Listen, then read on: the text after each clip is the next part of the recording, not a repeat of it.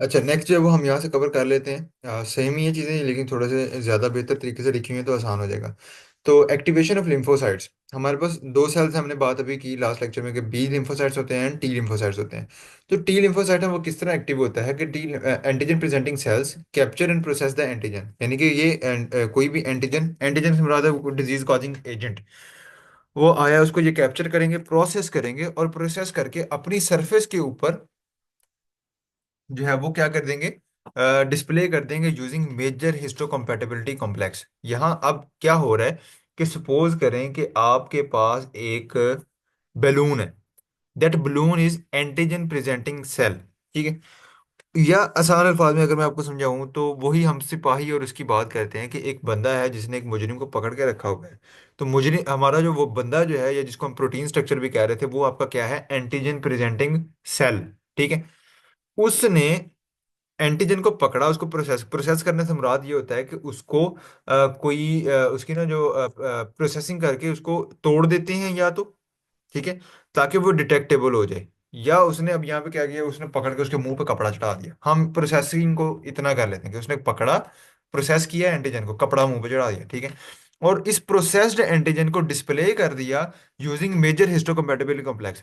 अब उसने फर्ज कर ले हथकड़ी लगा ली, एक हथकड़ी उसके अपने हाथ में, दूसरी उसने उस मुजरिम को लगा दी। तो एंटीजन प्रेजेंटिंग सेल ने मेजर हिस्टोकम्पैटिबिलिटी कॉम्प्लेक्स को इस्तेमाल करते हुए उसको एंटीजन को पकड़ा और कैप्चर करके उसको प्रोसेस कर दिया। अब मैं इसको सेल की जुबान में समझाऊं तो बेसिकली एक सेल था जिसका नाम था एंटीजन प्रेजेंटिंग सेल। उसने एंटीजन को पकड़ा अपने अंदर, उसको प्रोसेस किया, और प्रोसेस करके अब इसी एंटीजन प्रेजेंटिंग सेल के ऊपर जो है एक स्ट्रक्चर मौजूद है। सेल के ऊपर सेल का अपना स्ट्रक्चर है जिसको हम कहते हैं मेजर हिस्टोकम्पैटिबिलिटी कॉम्प्लेक्स। यानी कि अगर एक बलून है, अब बलून का वो जो नॉट होती है, जो अब बैलून को आप समझो एंटीजन प्रेजेंटिंग सेल, और वो जो नॉट है जहां से हम गुब्बारा बांधते हैं, वो समझ लो कि वो मेजर हिस्टोकम्पैटिबिलिटी कॉम्प्लेक्स है। तो मेजर हिस्टोकम्पैटिबिलिटी कॉम्प्लेक्स के ऊपर अटैच हो जाएगा आपका वो प्रोसेस्ड एंटीजन, जिससे क्या होगा, अब सेल जो है वो अपनी जगह पे मौजूद है, सेल के ऊपर वो आपका मेजर हिस्टोकम्पैटिबिलिटी कॉम्प्लेक्स है, मेजर हिस्टोकम्पैटिबिलिटी कॉम्प्लेक्स के साथ अटैच्ड है आपका वो एक जो एंटीजन है, ठीक है। तो इससे वो एंटीजन वो फ्री नहीं है, अब वो बाउंडेड है, ठीक है। ये एक्टिव, ये जो है, जो ये एंटीजन है, ये प्रेजेंट किया जाएगा। प्रेजेंट करना का मतलब होता है कि सामने लाया जाएगा टी सेल के, ठीक है। जब टी सेल जो है वो इसको डिटेक्ट करेगा तो वो उसको कहेगा कि ओके, अब वो हो जाएगा मेच्योर। अब इसमें दो सेल्स के नाम लिखे हुए हैं, दो तरह के मेजर हिस्टोकम्पैटिबिलिटी कॉम्प्लेक्स होते हैं, 1 और 2 नीचे आएंगे, ठीक है। मेजर हिस्टोकम्पैटिबिलिटी MHC1 जो है वो डिटेक्ट करता है CD8 सेल से, और MHC2 जो है वो CD4 से। CD8 कौन है, जो हमारे इफेक्टर टी सेल्स होते हैं। बेसिकली टी सेल्स की तीन टाइप्स होती हैं, यही बता देता हूँ मैं आपका। इफेक्टर टी सेल, रेगुलेटरी और मेमोरी सेल्स भी होते हैं, ठीक है। इफेक्टर वो होता है जिसने किलिंग एक्शन देना है, वो सेल टी लिम्फोसाइट का जिसने किल करना है, ठीक है। तो ये CD8 होते हैं, ठीक है। इनको CD8 भी कहते हैं। एक CD4 होते हैं जो कि एक्टिवेट करते हैं अदर सेल को। जब देखो, अब जब एंटीजन ने प्रेजेंट हो गया, एंटीजन प्रेजेंटिंग सेल ने उसको प्रेजेंट कर दिया एंटीजन को, तो इफेक्टर टी सेल जो है उसने एक्शन परफॉर्म किया, ठीक है। साथ ही साथ हमारे पास जो है वो हेल्पर टी सेल्स भी मौजूद थे, ठीक है, जिनको हम CD4 टी सेल्स कहते हैं। इनको क्या कहते हैं, हेल्पर टी सेल, ठीक है। हेल्पर टी सेल जो है ये बेसिकली क्या करते हैं, ये दूसरे सेल्स यानी कि बी सेल्स को एक्टिवेट कराते हैं टी सेल, लेकिन डायरेक्ट एक्शन नहीं कर रहे इन्वेडर के ऊपर। जाएंगे बी सेल को कहेंगे भाई इन्वेडर आया है, जाके एक्शन करो। तो टी सेल तो अपना रिएक्शन दे ही रहा था, दूसरे वाला टी सेल जो है वो बी सेल को प्रमोट करेगा। तीसरे सेल्स होते हैं रेगुलेटरी सेल्स, ठीक है, कंट्रोलर होते हैं ये क्या करते हैं कि ये किलर सेल की ओवर फंक्शनिंग को रोकते हैं, कि वो जो टी सेल है जब वो एक्टिव हो गया तो उसने अब बंदे मारते जाने हैं। तो ये जो रेगुलेटरी टी सेल्स हैं, ये साथ साथ होते हैं उनके टी सेल के, यानी कि फायरिंग करते हुए बंदे के साथ एक और बंदा है जो कि उसके कहेगा पाइन बस बस बस बस, ठीक है, जिसको हौसला दे रहा होता है। तो जो हमारे रेगुलेटरी टी सेल्स हैं ये क्या करते हैं, ये बचाते हैं, ये रोकते हैं कि आपका जो किलर टी सेल्स हैं वो अपने ही सेल्स को ना मारना शुरू कर दें। जब जैसे ही इन्वेडर वाले सेल खत्म हो गए, इट विल स्टॉप रिएक्शन, ठीक है। तो ये होते हैं हमारे रेगुलेटरी टी सेल्स। और चौथे जो हम हमारे मेमोरी सेल्स होते हैं जो कि आगे फर्दर रिएक्शन को क्या करते हैं, याद रखते हैं, ठीक है। तो ये होता है बी सेल किस तरह एक्टिवेट होते हैं। बी सेल एक्टिवेट होता है into 4 steps: clonal expansion, clonal selection, clonal expansion and differentiation. अगर हम स्लाइड में भी जाके देखें तो हमारे पास ये इसकी कोई बीमारियां आएंगी।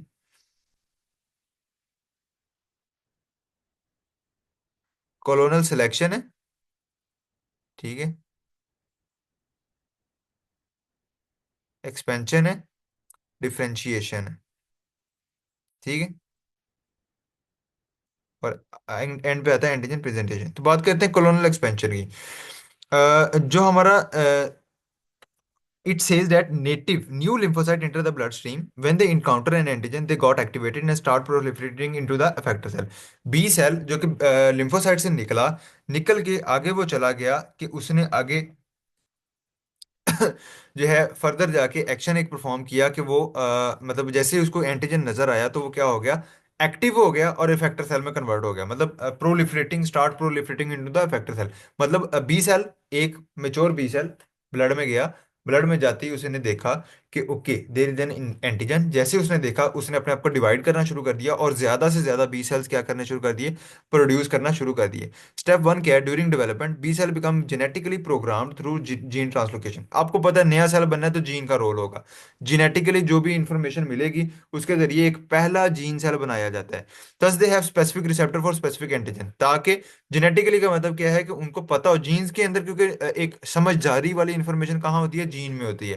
तो जीन बताएगा कि इस तरह का, इस एंटीजन के खिलाफ बी सेल बनना है। ठीक है, तो वो बनेगा। When B cell got activated after getting encountered with matching fitting and antigen।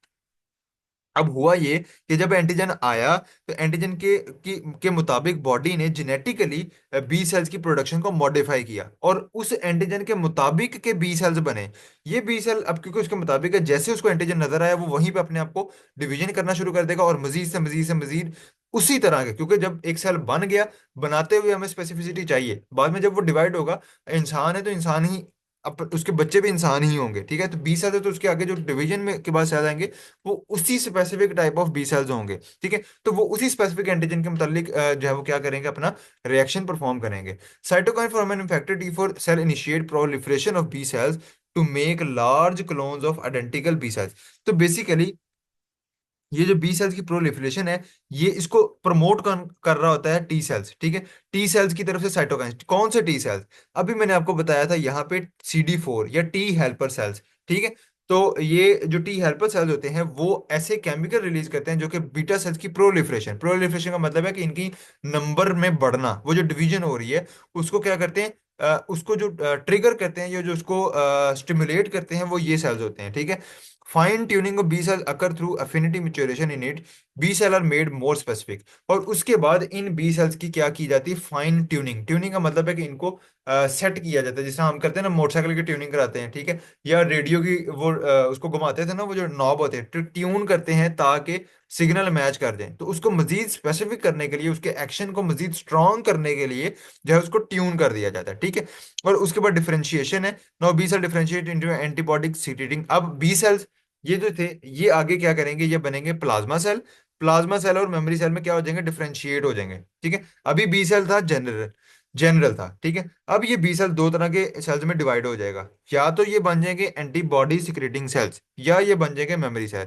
जो एंटीबॉडी सिक्रेटिंग प्लाज्मा सेल हैं वो आगे एंटीबॉडीज प्रोड्यूस करेंगे। एंटीबॉडीज जो है वो आगे एंटीजन को क्या करेंगी, उसकी जो है वो नस्लों को तबाह करने के अंदर अपना अहम किरदार अदा करेंगी। ठीक है, ये हमारा है प्लाज्मा सेल्स जो कि एंटीबॉडीज प्रोड्यूस कर रहे थे। जो दूसरे सेल थे, मेमोरी सेल थे, वो याद रखेंगे भाई कौन आया था, कौन था वो शख्स जिसने जो है वो हदूद को क्रॉस किया था।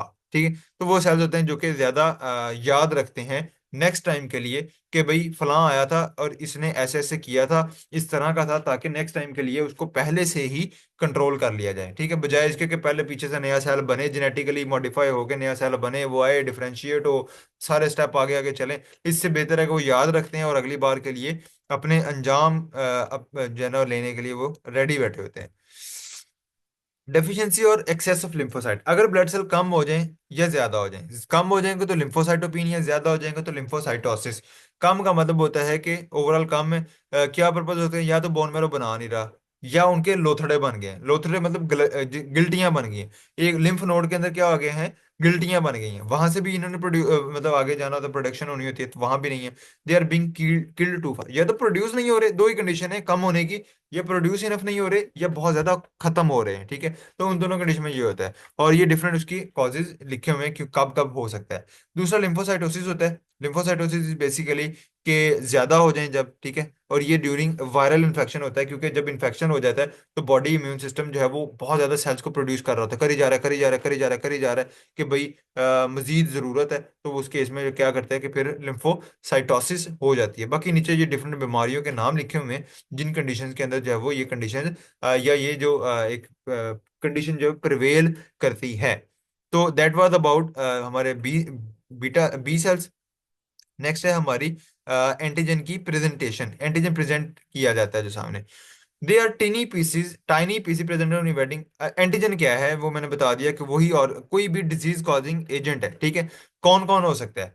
फ्रेगमेंट ऑफ अ प्रोटीन, किसी प्रोटीन का कोई पार्ट, लिपिड मॉलिक्यूल भी हो सकता है, कार्ब भी हो सकता है, डीएनए या आरएनए।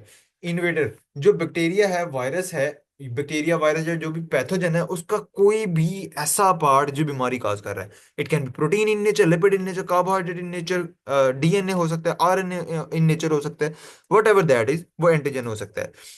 पूरा का पूरा माइक्रो ऑर्गेनिज्म या इसका कोई पार्ट, वो भी एज एन एंटीजन काम कर सकते हैं। मतलब या तो उसका कोई मैक्रो, उसका कोई मॉलिक्यूल इन्वेडर का, या उसका कोई पूरा का पूरा, या उसका कोई पार्ट, जैसा मैंने बताया कि वो कहता है flagella, capsule, cell wall. Cell wall भी एक अकेला एंटीजन हो सकती है, क्योंकि हो सकता है cell wall is the causative agent of disease, ठीक है। पूरा का पूरा माइक्रो ऑर्गेनिज्म भी हो सकता है। अब होता यह है कि ये डिटेक्टेड एंड एक्शनड बाय, तो इनको डिटेक्ट और एक्शन करते हैं, मतलब साइटोकाइन, डेंड्राइटिक सेल वो जो फेगोसाइटोसिस फेगोसाइट्स किए थे ना, उन्हीं को कह रहे थे। मैक्रोफेजेस, टी सेल्स भी, जितने भी हमारे ये जो इम्यून सेल्स हैं, वो क्या करते हैं, इनको डिटेक्ट करते हैं और फिर इनके खिलाफ क्या करते हैं, एक्शन लेते हैं। एंटीजन प्रेजेंटेशन क्या होती है? डिफरेंट पैथोजन प्रेफरेंशियली रेप्लिकेट इन डिस्टिंक्ट सेलुलर कंपार्टमेंट। जो हमारा जो डिफ इन्वेडर है, वो बॉडी के अंदर जब आता है तो उसने अपने आप को करना होता है रेप्लिकेट, मतलब उसने डबल ट्रिपल होना है, ठीक है। तो अब जब उसने डबल ट्रिपल होना है तो उसके लिए स्पेसिफिक साइड चाहिए। वायरसेस और जो इंट्रासेलुलर बैक्टीरिया हैं, ये हमारे साइटोसोल यानी कि वो जो साइटोप्लाज्म है, सेल वॉल, सेल मेम्ब्रेन को क्रॉस करके सेल के अंदर आके ये अपने आप को रेप्लिकेट करते हैं। डिफरेंट माइक्रोब्स हैं जिनमें माइक्रोबैक्टीरियम, प्रोटोजोन्स हैं, एंड इंट्रावेजिकुलर colonize द एंडोसोम और लाइसोसोम। ये लाइसोसोम को करते हैं। लाइसोसोम क्या होता है? ये हमारा सेल है, सेल के अंदर एक और स्ट्रक्चर है लाइसोसोम, उसके अंदर जाके ये अपने आप को रेप्लिकेट करते हैं। एक्स्ट्रा सेलुलर बैक्टीरिया डेफिनेटली जो है वो हमारे सेल्स के आउटसाइड पे, ठीक है, जो है वो अपने आप को प्रोलिफरेट करते हैं और एंटीजन रिलीज करते हैं जिसमें टॉक्सिन्स होते हैं। अब ये जो टॉक्सिन है, मतलब एक बैक्टीरिया है, उसने अपना हार्मफुल एजेंट जो भी था, एंटीजन है, रिलीज किया। एंटीजन जो है उसको एंटीजन प्रेजेंटिंग सेल क्या करेंगे, इनगल्फ कर लेंगे, खा लेंगे, खा के वो क्या करेंगे, to also reach the endosomal pathway. APC then present this process antigen on MHC. अब एपीसी के ऊपर मैंने आपको ऑलरेडी ये चीज समझा दी है कि एपीसी ने एंटीजन लिया, खाया, खा के उसको प्रोसेस किया, प्रोसेस करके उसके ऊपर जो एमएचसी मेजर हिस्टोकम्पैटिबिलिटी कॉम्प्लेक्स मौजूद था, उसके ऊपर इसको प्रेजेंट कर दिया कि भाई ये है आपका करता धरता, ठीक है। Effector cell can detect antigen present on MHC, it is called antigen presentation. अब ये जो प्रेजेंट हो गया, प्रेजेंट होने का मतलब है वाजिया कर दिया, विजिबल कर दिया कि दिस इज द मुजरिम, ठीक है। अब कोई भी इफेक्टर सेल, बी सेल्स हैं, टी सेल्स हैं, जो भी सेल्स हैं, वो उसको डिटेक्ट कर लेंगे, ओके दैट इज द मुजरिम, तो उसको जाके एक्शन परफॉर्म कर लेंगे, ठीक है। तो एंटीजन प्रेजेंटेशन और एंटीजन प्रेजेंटिंग सेल्स का ये काम होता है। अब एंटीजन प्रेजेंटिंग सेल की कुछ प्रॉपर्टी की बात कर लेते हैं कि ये मोबाइल होते हैं, ये डिफरेंट इन्फेक्शन साइट्स पे, लंग्स में, म्यूकस मेम्ब्रेन में कहीं भी मूव कर सकते हैं। ये पैथोजन को फैगोसाइट करेंगे इंजाइमेटिकली। अंदर इनके पास इंजाइम मौजूद होते हैं जो कि उस फैगोसाइट पैथोजन को क्या करेंगे, डाइजेस्ट करेंगे more into their most basic part, protein called peptides, ठीक है। यानी कि उनको तोड़ के पेप्टाइड्स बना देंगे। The APC find antigen with those pieces. अब एपीसी जो है वो इन मॉलिक्यूल्स को, प्रोटीन्स और पेप्टाइड्स वगैरह को क्या करेंगे, अपनी सरफेस पे के ऊपर मौजूद एमएचसी के जरिए क्या कर देंगे, विजिबल कर देंगे, ठीक है। After that they go to the secondary lymphoid organ. अब वो आगे लिम्फ नोड में चले जाएंगे जहां पे टी सेल्स के सामने प्रेजेंट किया जाएगा कि सिपा सालार साहब, ये हैं मुजरिम, ये हम पकड़ के यहाँ पे ले आए हैं। अब आप सॉरी सिपाही साहब, ये हम मुजरिम पकड़ के ले आए हैं और अब आप बताएंगे, तो सिपाही साहब क्या हो जाएंगे, मेच्योर होके बन जाएंगे सिपा सलार और कहेंगे कि धावा बोल आ जाए, ठीक है। तो वो क्या करेंगे, अब उसके खिलाफ एक्शन लेंगे। तो टी सेल पहले इमेच्योर था, जैसे ही एपीसी जो है वो अपने ऊपर एंटीजन लगा के अपने सर के ऊपर सर का ताज बना के उसको लाया, और आके उसको धोखे में डाला था कि हम तुम्हें लेके जा रहे हैं सैर व तफरीह पे, लेकिन वो उसको ले आया लिम्फ नोड में जहां पे मौजूद थे हमारे छुपे हुए घुसपैठ सिपाही। सिपाही ने जब उसको देखा तो उसने अपने आप को अपना लेवल रैंक हाई किया और सिपा सलार बना, और फौरन से उसके खिलाफ क्या किया, एक्शन लिया। डिफरेंट तरह के हमारे एपीसी हो सकते हैं, मैक्रोफेजेस एंड डेंड्राइटिक सेल्स हैं। मैक्रोफेजेस के ऊपर हम बात कर चुके हैं ऑलरेडी, आप इसको रीड आउट करोगे तो you will be able to understand them. ठीक है। डेंड्राइटिक सेल्स भी फेगोसाइट्स ही होते हैं, और ये भी एंटीजन प्रेजेंटिंग सेल्स के तौर पे ही काम करते हैं। ये उन सेल्स पे काम करेंगे जिन पे मैक्रोफेजेस नहीं कर सकता। ठीक है। तो डेंड्राइटिक सेल छोटे होते हैं मैक्रोफेजेस की निस्बत, और यानी कि मोस्टली सेल्स पे मैक्रोफेजेस अपना काम करेंगे as an antigen presenting cell. बाकियों पे जो है वो डेंड्राइटिक सेल जो है वो काम कर सकता है। Next, talking about the major histocompatibility complex and its function. Major histocompatibility complex का फंक्शन क्या होता है कि ये वो जो पेप्टाइड फ्रेगमेंट्स वो जो एंटीजन प्रेजेंटिंग सेल ने तोड़े थे उनको डिस्प्ले करता है सेल की सरफेस के ऊपर, ताकि वो रिकॉग्नाइज किए जाएं। ठीक है। और virus infected cells are killed, macrophages are activated to kill. आगे इसके फंक्शंस हैं। ठीक है। करता क्या है कि जो वायरस इन्फेक्टेड सेल्स हैं, वायरस को तो इसने जो वायरस के इन्फेक्टेड सेल हैं, मतलब ऐसे सेल जिन पे वायरस ने अफेक्ट कर दिया था, मैंने आपको बताया था कि वो भी हार्मफुल होते हैं, हमारे अपने सेल हैं लेकिन वो अफेक्ट हो चुके हैं, तो उनको भी खत्म करना होता है। मैक्रोफेजेस को जो है वो एक्टिवेट करेगा ताकि वो फर्दर काम कर सकें। ठीक है। Living in their intercellular vesicle, B cellular activity to produce. आगे बी सेल्स को भी ये जो है वो एमएचसी जो है वो एक्टिवेट कर सकता है ताकि वो आगे फर्दर एक्शन लें। एमएचसी की जो कुछ प्रॉपर्टीज हैं, एक तो ये पॉलीजेनिक है, इसकी डिफरेंट क्लासेस हैं, एमएचसी वन है, टू है, और जिनके different range of peptide binding specificities हैं। मतलब एमएचसी वन कुछ टाइप ऑफ को कवर करता है, एमएचसी टू किसी और टाइप्स ऑफ पैथोजेंस को जो है वो कवर करता है, और दूसरा ये पॉलीमॉर्फिक है। हर एक की अपनी हर क्लास के अंदर, यानी कि एमएचसी वन और टू दोनों के अंदर ही आगे फर्दर बहुत सारे अदर डिफरेंट वेरिएंट्स हैं। जब अब इसका मतलब है कि एमएससी की जो मेजर हिस्टोकम्पैटिबिलिटी कॉम्प्लेक्स है, इसकी बहुत डिफरेंट टाइप ऑफ क्लासेस होंगी, या इसकी बहुत डिफरेंट टाइप ऑफ फॉर्म्स होंगी, different type of MSc complexes होंगे। ठीक है। तो हर एक डिफरेंट है, और वो डिफरेंटली ही, डिफरेंट का मतलब है क्या है कि ये स्पेसिफिकली एक एमएससी एक ही बैक्टीरिया या एक ही पैथोजन या एक ही एंटीजन को डिटेक्ट कर सकता है, जिसका जो कि अश्योर करता है कि हमारी जो अडॉप्टिव इम्यूनिटी है वो क्या है, हमारी अडॉप्टिव इम्यूनिटी है स्पेसिफिक है, क्योंकि इसके अंदर number of cell of MSC हैं, और हर एक अपने स्पेसिफिक को ही उठाएगा, दूसरे को नहीं करेगा। दो इसकी क्लासेस हैं, वन एंड टू। वन जो है वो तमाम के तमाम ऐसे सेल्स के ऊपर मौजूद होती है जिसके पास न्यूक्लियस होता है, और जो क्लास टू होती है ये सिर्फ एंटीजन प्रेजेंटिंग सेल्स के ऊपर मौजूद होती है, और typically present extra cellular antigen such as bacteria. अब जो एमएससी क्लास वन है ये कस के अंदर मौजूद है, ये जो है हमारा न्यूक्लिएटेड सेल्स में मौजूद है, ऐसे सेल जिनमें न्यूक्लियस है, और ये सेल के अंदर मौजूद होगी। ठीक है। मतलब हमारा ब्लड सेल है ना, ब्लड सेल के अंदर एमएससी क्लास वन मौजूद है। तो इंट्रा सेलुलर एंटीजन, ऐसा सेल जो सेल की मेम्ब्रेन को क्रॉस कर रहा है, ये उसको प्रेजेंट करेंगी। दूसरे जो एमएससी क्लास टू है ये हमारी एपीसी के ऊपर मौजूद। अब देखो, एक सेल के अंदर वायरस आ गया है, अब अंदर से उसकी डिटेक्शन होनी है। जब सेल के अंदर डिटेक्शन होनी है तो इसका मतलब है कि वो एंटीजन प्रेजेंटिंग सेल नहीं है। ठीक है। वो उसके अंदर ही, एक सेल के अंदर, अब हर सेल के पास अपना एक खुद का कंट्रोल सिस्टम है, एमएससी क्लास वन।